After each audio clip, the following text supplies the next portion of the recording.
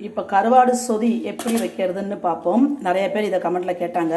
First லைட்டாக இங்கே பாருங்கள், லைட்டாக எண்ணெய் ஊற்றிட்டு தட்டாம்பயிறு வறுத்துக்குங்க. வறுத்தாச்சு.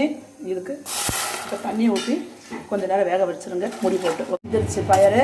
நீ தண்ணியை ஃபில்ட்ரு பண்ணிடலாம். ஓகே, பிடிக்கவும் வெங்காயத்தை போட்டு தக்காளி ஒரு 3-4 உங்கள் குவாலிட்டிக்கு ஏற்ற மாதிரி அடித்து வச்சுக்கோங்க.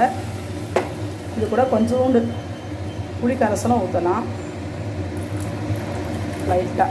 ஏன்னா தக்காளி டேஸ்ட்டு தான் இதுக்கு நல்லா இருக்கணும். தேவையான அளவு உப்பு, நம்ம அரைச்சி வச்சுருக்க மசாலா பொடி தான், தேவையான அளவுக்கு போட்டுக்கோங்க. இது கூட கொஞ்சம் மஞ்சத்தூள்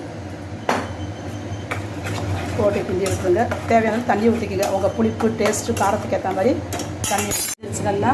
இது கூட இதில் தேங்காயெலாம் ஊற்றக்கூடாது, அதுவும் கவனிச்சுக்கோங்க. வெறும் தக்காளி சாறு மட்டும்தான் இருக்கணும். லைட்டாக புளி ஊற்றிக்கலாம் வேணும்னா. தென் சின்ன வெங்காயம் தான் போடணும். இதுக்கு பெரிய வெங்காயம் கொஞ்சம் இனிச்சிக்கிட்டு இருக்கும். இது கூட இந்த கருவாடு, இது எங்கள் ஊரில் வந்து பட்டை கருவாடுன்னு சொல்லுவாங்க.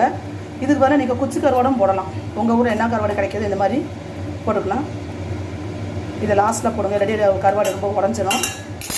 போட்டு சிம்லேயே வச்சு அந்த எசன்ஸ் இறங்குற வரைக்கும் கொஞ்சம் நேரம் விடுங்க. ஓகே, கொதி வந்துருச்சு. கருவாடு சொதி ரெடி. இந்த கருவாடு சொதியில் களி தொட்டு சாப்பிட்லாம். ராகி களி, கோதுமை களி, அது மாதிரி உருண்டைச்சோறு செஞ்சும் சாப்பிட்லாம். சூப்பராக இருக்கும். ஓகே.